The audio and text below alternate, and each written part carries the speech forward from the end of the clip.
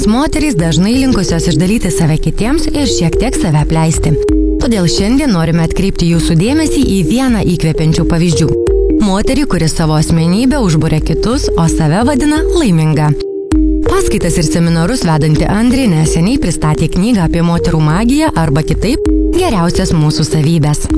Dabar toks netgi laikas, jeigu pasižiūrėt, aš kadangi daug keliauju po užsienį ir tobulėju ir lankau įvairiausius seminarus ir dalyvauju įvairios irgi konferencijos seminaruose, tai visur pasaulyje šiuo metu klesti moteriškumo tema, bet ta giliaja prasme ir įvairiausiais būdais tobulėjimas tiek karjeroje, tiek asmeniniam gyvenime, intimiam gyvenime, dvasiniam gyvenime ir taip toliau. Moteris yra gamta, tai yra įsivaizduot gamta, tai yra įvairovė. Veikli moteris teigia, kad nerealizavę savęs mes negalime padaryti laimingų ir kitų.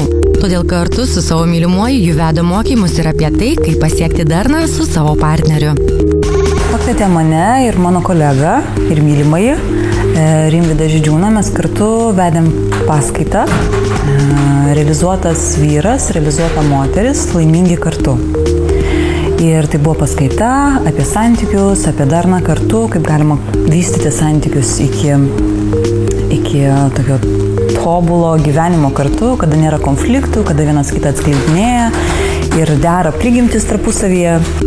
Šią paskaitą Andrė skaitė Lietuvos moterų konferencijoje, kuri yra vienas pavyzdžių parodančių, kiek daug moterų nori tobulėti ir geriau save pažinti, suprasti. Visų pirma, norėtumėm atkreipti moterų dėmesį, kad mes kasdien atliekame įvairiausius socialinius vaidmenis. Mes esame ir mamos, ir dukros, ir sesės, ir draugės. Ir dažniausiai pamirštame save kaip moteris.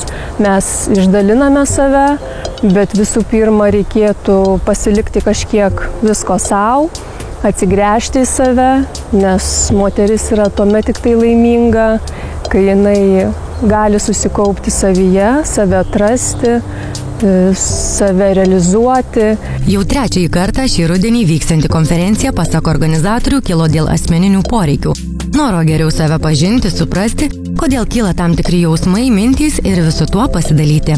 Todėl į renginį pritraukiama daugybė pranešėjų ir lektorių. Kiekvienais metais stengiamės parinkti labai įvairiapusius pranešimus. Tai be abejo visada skamba pranešimai tokie kaip motyvuot save, realizuot save, santykiai tarp vyrų ir moterų, santykiai su vaikais, santykiai su pačia savimi, kaip save įkvėpti, kaip motyvuoti, kaip keistis, kaip atrasti save.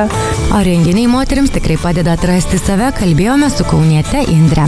Asmeninius kvepalus kurianti moteris, be to užsiimanti daugybę kitų veiklų bei sauganti šeimos židinį, sako nebejojanti tokių renginių naudą. Čia pristatomos temos padeda geriau suprasti savo tikslus, lavinti reikalingas savybės, be to paliečia ir žmogiškuosius aspektus.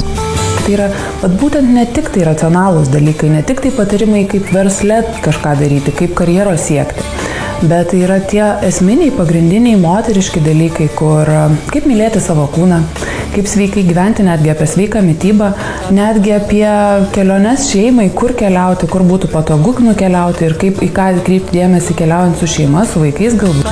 Taigi akivaizdu, jog aktualių moteriai temų spektras labai platus. Lektorės Andrės teigimu svarbu, kad apie tai pasakojantys žmonės būtų nuoširdūs. Tada kiekviena patirtis tampa naudinga. Paklausėme, ką ypatingo ji ruošia ateinančiai rudens konferencijai. Tačiau moteris paslapties neatskleidžia.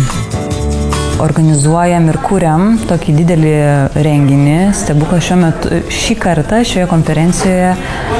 Aš turiu tokį norą prisidėti savo meno projektu, kuris irgi yra edukacinis ir jisai turi savyje žinutės moterims, bet tai yra daugiau per muziką, per vizualinę medžiagą. Tai mes tokį planuojam didelį renginį, muzikinį, patyriminį.